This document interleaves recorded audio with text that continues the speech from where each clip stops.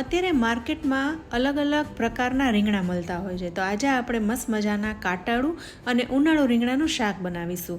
તો રીંગણા અને બટેટાને તૈયાર કરી લીધા છે, સાથે મસાલો પણ બનાવી લઈશું. ભરેલું શાક બનાવવાનું છે એટલે મસાલો એકદમ ચડિયાતો કરવાનો છે. તો બધી જ વસ્તુનું માપ કેપ્શનમાં આપેલું છે, તો તમે ત્યાંથી જોઈ શકો છો. મસાલો બની જાય એટલે રીંગણા અને બટેટામાં ભરીને કુકરમાં વઘારી 3 સીટી વગાડી લઈશું એટલે રીંગણા બટેટાનું શાક તૈયાર.